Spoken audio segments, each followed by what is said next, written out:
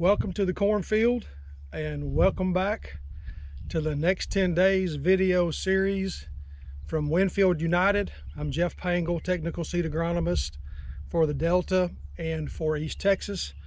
And today I'm in front of a field of corn in the central part of the Delta that was planted first week of April. This corn's now at V11.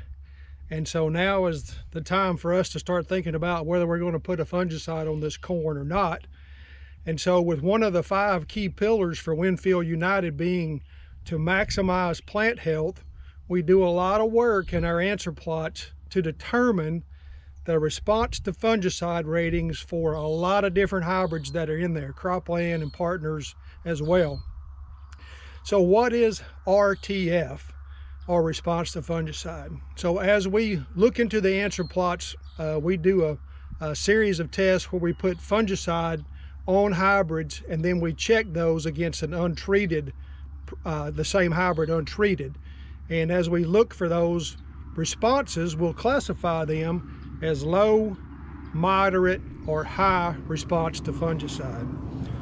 For an example, for a representation, cropland 5370, 5335, 5550, and 5678 that we sell a lot of in our region are all considered to be moderately responsive to fungicide.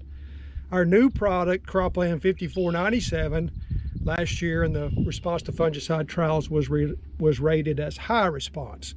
So as we stand in front of this cornfield, we're at the threshold of, do we apply fungicide or do we not? And of course, a lot of that's going to be an economic decision, and that's where these response to fungicide ratings are very, very valuable to making that decision. We have several new fungicide compounds that have come to the market in the last few years that are just extraordinarily good products. Not only from the standpoint of working on the common diseases like southern rust and northern corn leaf blight and gray leaf spot, but they also add intrinsic plant health benefits, and they give us an extended residual period of protection, much longer protection than some of the old chemistries. We used to have to wait until brown silk basically to put on a fungicide product and hope we get 30 days of protection against southern rust. And so with these new products, we can go out a little earlier, like V10, all the way out to brown silk or R2, and I'll put a slide in there that shows a V10 corn plant and a VT corn plant just for reference.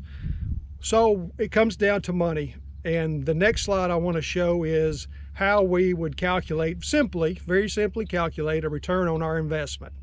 If we look at a moderate response to fungicide product hybrid, and we take an average of almost 6 bushels an acre on 550 corn, that gives us about $31 additional revenue from that acre of corn. If it's a high response product and we take the average of 11 bushels on 550 corn, it's as much as 63. Now, of course, there's cost involved in this as well. So if we evaluate the cost of the fungicide and the cost of the application, we're talking about around $23 for the cost. The net money, or the return on our investment back to us, basically, if a simple example, for a moderate response to fungicide hybrid is somewhere around $8 average, and for a high response to fungicide hybrid, somewhere around $40 an acre. So it's very important to determine how these hybrids respond to fungicide, and Winfield does a great job with this in the answer plot programs. Now, of course, these are just examples of what we saw in the 2020 yield results from the answer plot response to fungicide testing. Local results or your results may vary somewhat, but this will give you an idea of how important it is to know what the response to your hybrid is, response to fungicide that you have in your hybrid. Is it time to consider a fungicide? This corn's getting there. Thank you for watching today. Hope you have found value in the information. I'm Jeff Pangle, technical seed agronomist, Winfield United, Delta, and East Texas.